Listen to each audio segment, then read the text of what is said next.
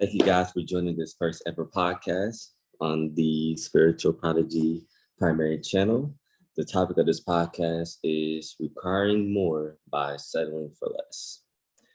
And that goes for anything involving friendships, relationships, when it comes to dealing with yourself, people around you, situations. We all want to get to a place where we stop settling for the things that may feel right, but in the end that are going to hurt us. So my guest with me today is none other than God's Princess Speaks. She has her own YouTube channel. When the video is done, I'm gonna share her link in the description. And y'all make sure y'all go support. Y'all go show her some love. Y'all subscribe, comment, like her videos, watch out with me. She's been with me with my YouTube journey for about the past 7 to 8 months. She's one of the main reasons why I've been able to continue. I got to a place where I hit this wall, as most of y'all have known, and I had quit YouTube for about, I think, maybe 2 to 4 months. And in that time, I was talking to some people, trying to figure out, what I should do. And I was introduced to her through someone else. She gave me some really great advice, and she's been there for me every step of the way.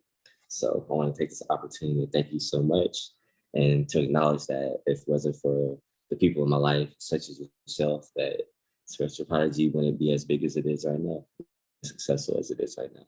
So thank you so much. So we're gonna start off with the Department of Friendships. What do you what's your advice of not settling for less when it comes to friendships? That's a good question. Because we're in a time right now where friendship, everybody calls everybody friend, and, you have social media, everybody's your friend, and you follow this person, you follow that one. But when it comes to friendship, a friendship is two-sided.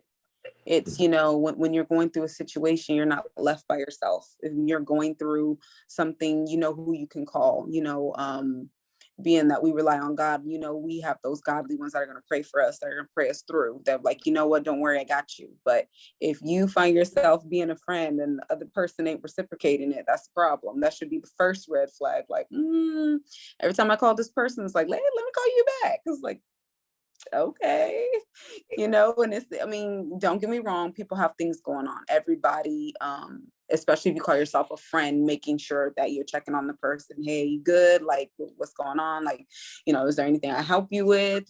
Situations like that. So that would be the first thing, just making sure that it's reciprocated and it's not just one-sided. My mom used to always tell me, God rest her beautiful soul, but she used to always tell me, you might have a lot of people that may like you and all this smart and all that, but don't confuse associates with friends. She used to tell me all the time, and I would get what she was saying, but I didn't quite understand it at the level that I'm at right now. She used to always tell me as a kid, I always had at least two or three.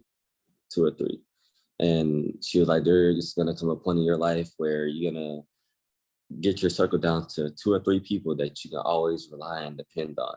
Don't take those people for granted, and don't try to go outside those people, because as long as you have 2 or 3 really good, solid friends, you've had a successful life.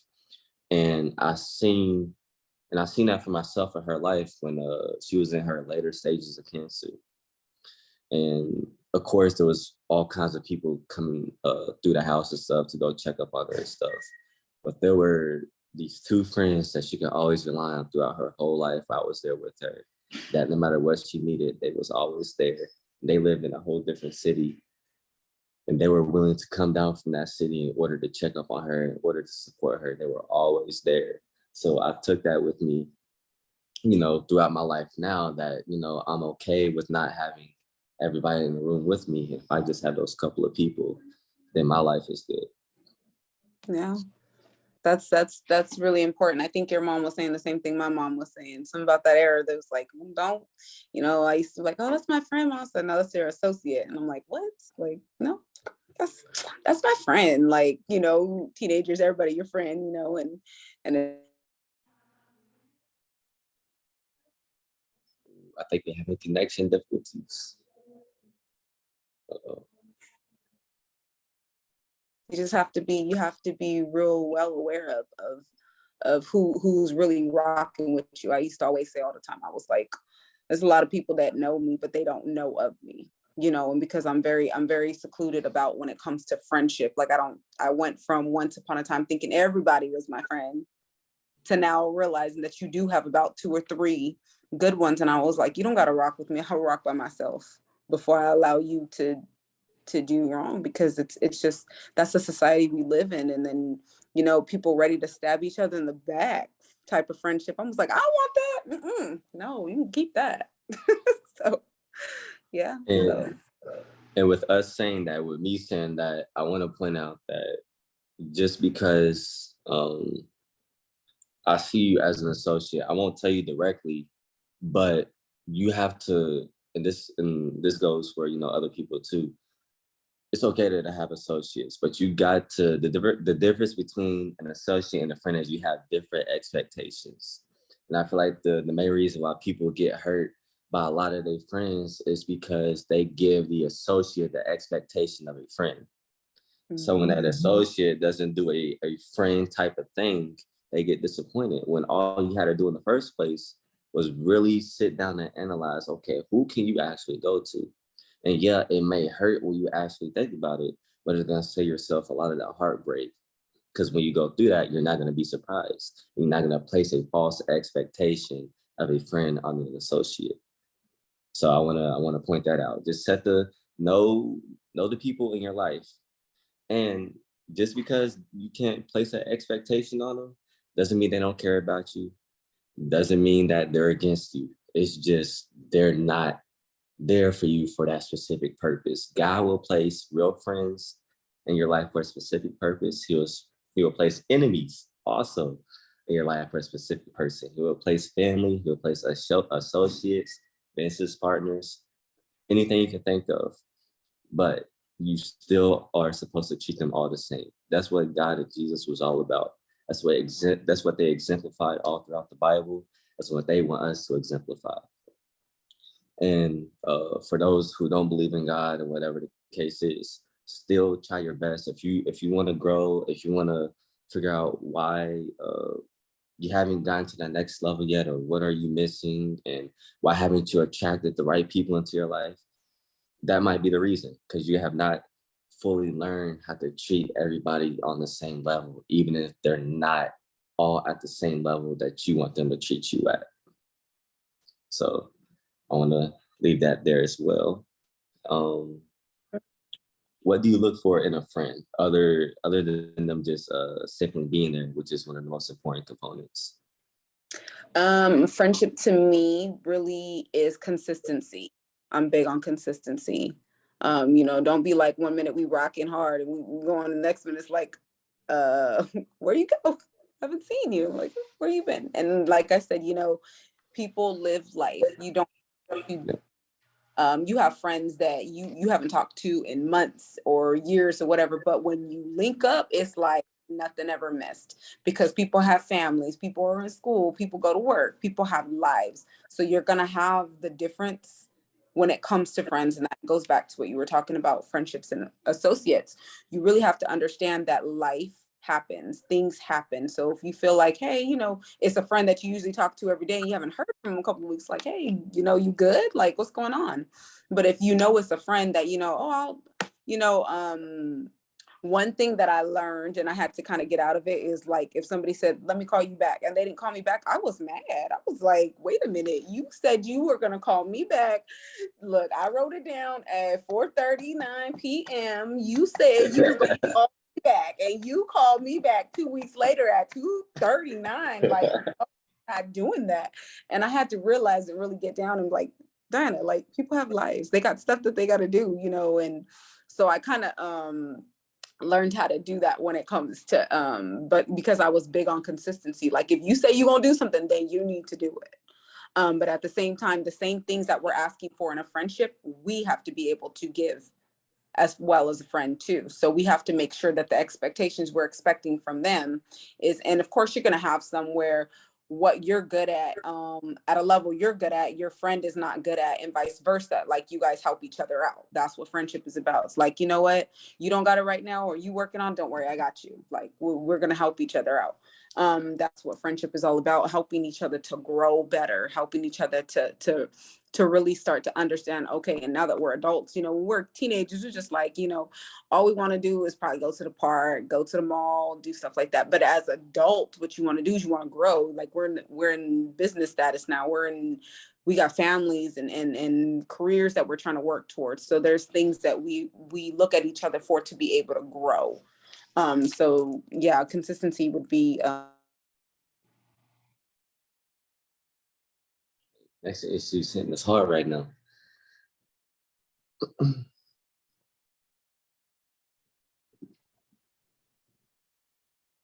And connection issues hitting us pretty hard right now.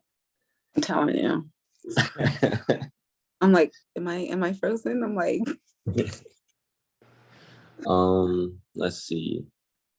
Yeah, I agree. And this is something that not only did I tell my associates, friends, even at my job, now that I'm a supervisor, is I tell my colleagues all the time, like, look, I know y'all see me get mad at y'all, but it's not the fact that y'all fail at a task or, you know, anything like that.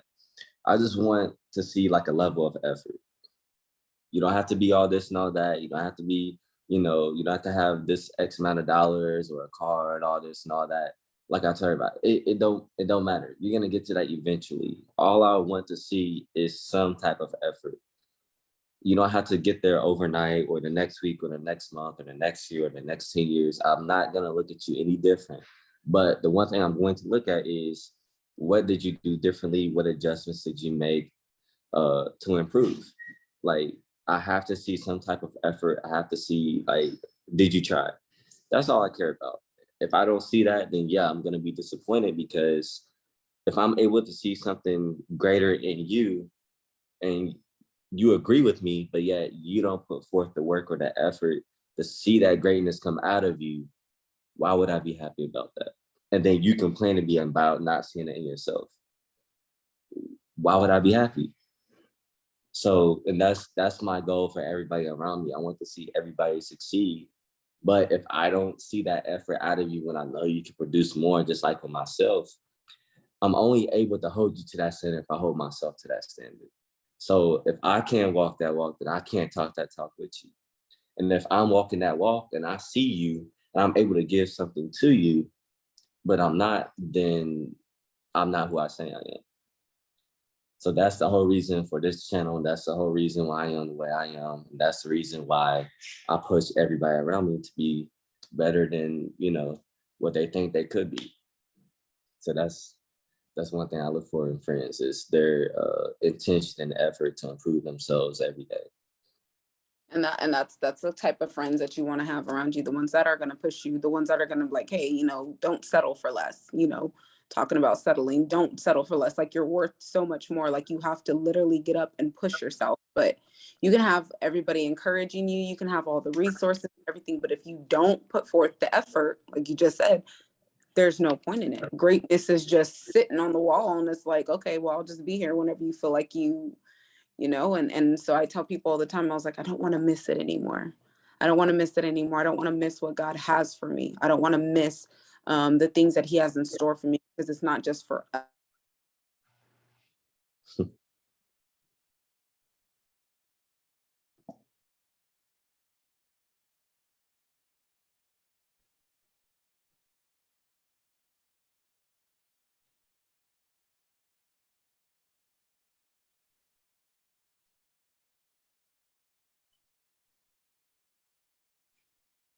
Ooh, it hit us pretty hard. See what's going on. And then I'm not gonna lie, to hear me. Oh, wait, can you hear me? Yeah. It didn't get anything you just said. It went out. um what was I saying? Oh, is talking about just settling. Like, you want to have those friends that are around you. You want to have the friends that push you, not in an aspect. You can have all the resources, you can have everything, you can have the encouragement, but if you don't put forth the work, greatness is just going to sit on the wall. It's just going to be there. It's just going to be there, and that's it. And that's the way it is. Oh man. Better hurry up. I think the devil get mad at us. Like, down there they link up. Man, on my watch. Let me see.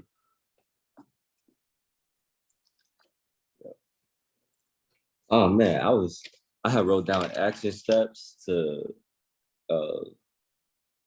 figure out how people can analyze their friendships, and I already said it. I didn't even realize it. I literally misplaced high expectations equals disappointment. Figure out what friends go at what occasion. I literally just said, be accepting of who they are. Don't look down on them. Yeah. Continue to support the wow. Okay. All right. Let's see. What does settling for less feel like involving relationships? In relationships, settling for less is knowing that you deserve better, but you're willing to overlook all the red flags. And I'm not, I'm sitting here as somebody that's been down that road, like, oh my gosh, and they could see the potential in you. You couldn't see it, just like, why? And they're like, oh, if this person wakes up one day and realizes what their potential is, what their greatness is, they're going to leave me. So what do is they try to get you to dumb it down. They try to get you to dumb it down and make you feel like, oh, you know what? You ain't nothing special. We are something special because we're children of God and we follow God. We know that he gave us great potential. He gave us the ability to do great things. Even Jesus said that in his word. He said, these things and greater will you do because I will go to be with my Father. He was talking to us that the things that he performed in the Bible and that we're reading about, he said his people are going to do those things and greater. So we're able to cast out demons. We're able to prophesy. We're able to tell mountains to move from one side to another. These are the things that we have to understand, but we have to unlock greatness. So if Jesus told us to do that, what makes you think that we can get in a relationship that is just gonna like make us feel like, oh, you're stuck, you're stagnant, you're just gonna stay there? No, we're not gonna stay there. One day you literally wake up, it's like, how did I get here? Like, what? Like, where am I? You literally do this, like, where am I? What am I doing? And then you realize that, oh, wow, okay. So that's what settling for less looks like. God gives us red flags. I don't know if you ever seen the video. It was so funny, and I can't even remember her name, but she was just like, "Okay, God, give me a sign. If you don't want me to go, just give me a sign. Car don't start. Okay, God, if you don't want me to be in this relationship, just think." And then literally the stop sign is like, "Stop!" Like, don't you see me saying stop? Like, no. That's how God will continue to give us warnings, and the Holy Spirit will like, nope, think again. Nope, we just like, maybe I'm just overthinking it. That's a big one. Maybe I'm just overthinking it. Maybe he didn't mean that. Maybe he meant this. So we try to justify the situation, and God was like, no. And then finally, I know God be doing this with us sometimes. Whatever. Yeah. You know what? Go hurt yourself. Go ahead. You'll come back. Go ahead. Yep. It's like that. There's another I think she's a TikToker. She's so funny, and she was just like, she's talking to God, and he was like, no, and the angel's like, no, and she's like, I'm gonna see for myself. Oh my Lord. No, she was like, oh, I can fix them. And you go, yeah. Oh my. Yeah, they just looking at her like, and then she do this. They do the staring contest with God. I'm like, I'm gonna see for myself. 5 minutes later, you were right. No, he's just God, just, and I think sometimes we try to put ourselves on the same level as God. We're not on the same level at whatsoever with him at all. And when we realize that, we'll learn to stop settling for less in relationships and friendships. So. My let's see. I don't have much dating experience, but I can say that I have a lot of searching experience. Let me call it that. So my settling for less version is knowing that you're looking for specific things in somebody, but because you're not trying to be the type that's looking for the perfect one, you're trying to um, put those off to rush it.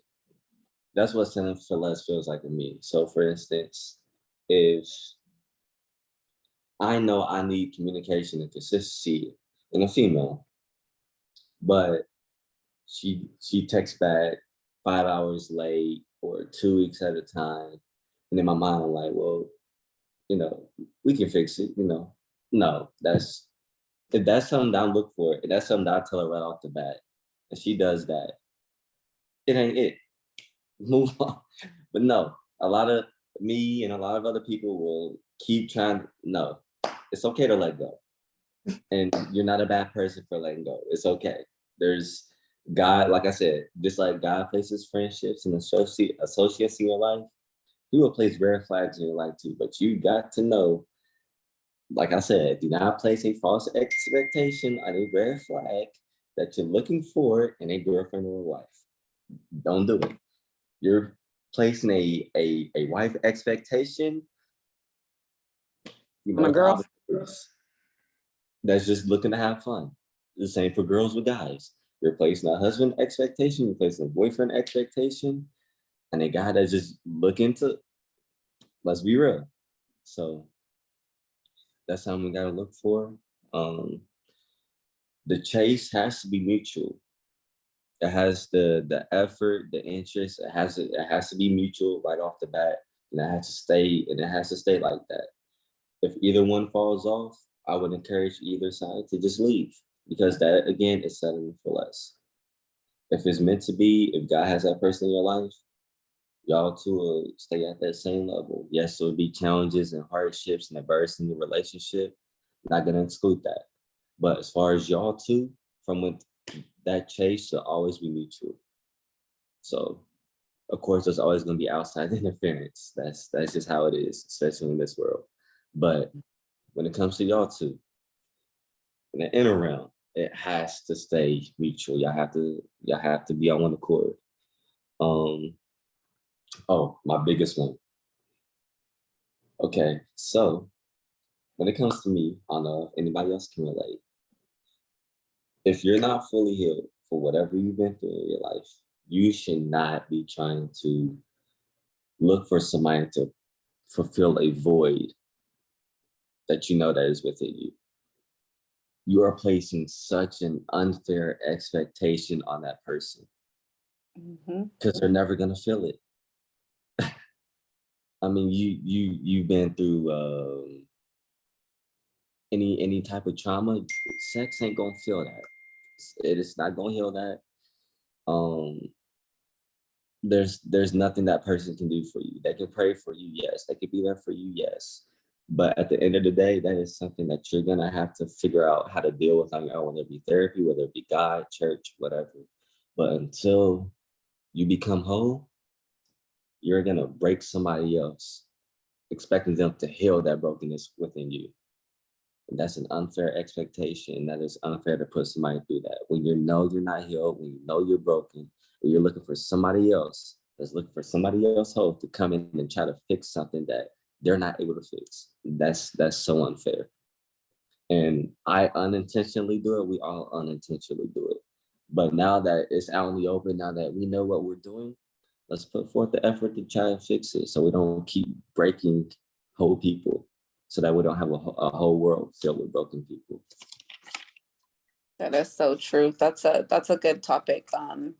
A lot of people need to understand is you can't place those expectations on other people. You have to do the healing process. As somebody that went through a lot of a very traumatic divorce, trying to go back out in the dating world, I was like, what in the world is this? Like, what in the world is this? Like, what is what? Like, it's a whole nother ball game. And I'm just like, oh my goodness, like what? But at the same time, I wasn't healed. I didn't know the first thing. So I was thinking, oh, and like you said, unintentionally, because you never want to hurt anybody. At least I wasn't trying to hurt anybody, but I was just like looking for love in all of the right places. And I had to realize, God, you're the only one that could fill that void. And I think that's when we have to understand that's where self-medicating comes in. That's where we live in this world where instant gratification, whether it be, oh, I'm just gonna go sleep with this person because they just make me feel good, but it's for the moment. And you don't realize the demons that they're dealing with, and now you got double demons.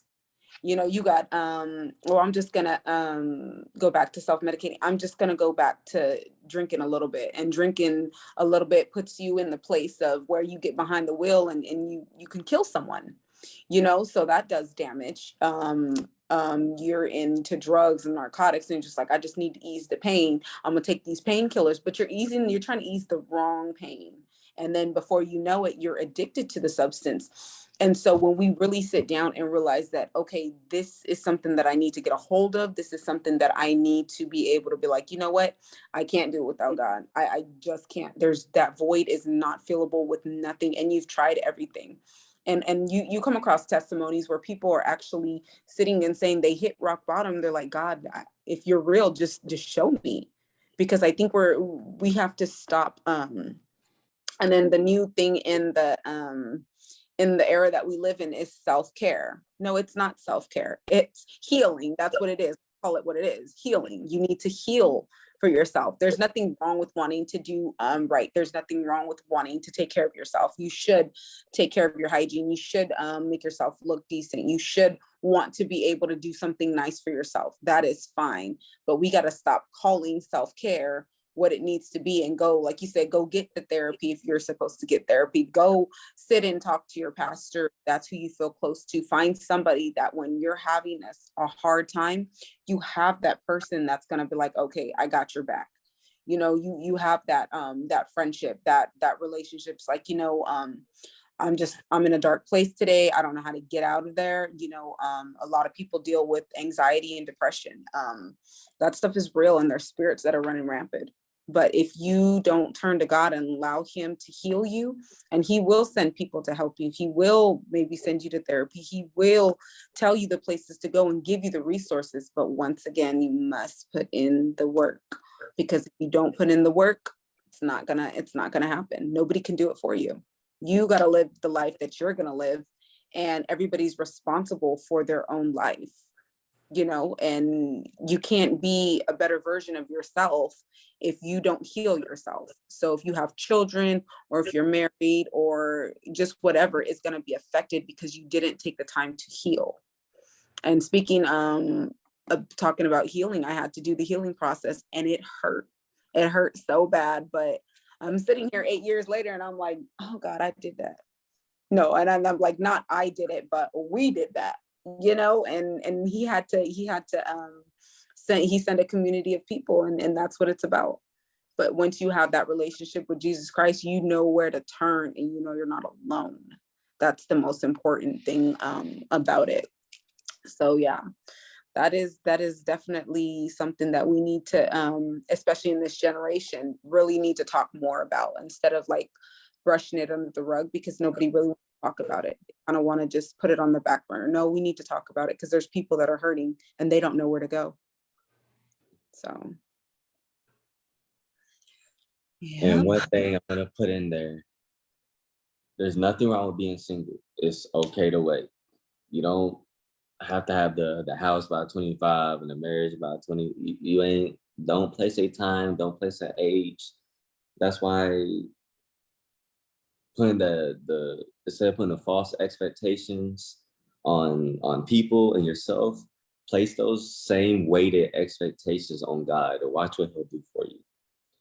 When you're trying to pressure yourself into doing this by this age and this by this time, if you just give all that up to God, he will make sure that it lines up in perfect timing when it comes to your life. You don't ever have to worry about meeting the wrong person with God.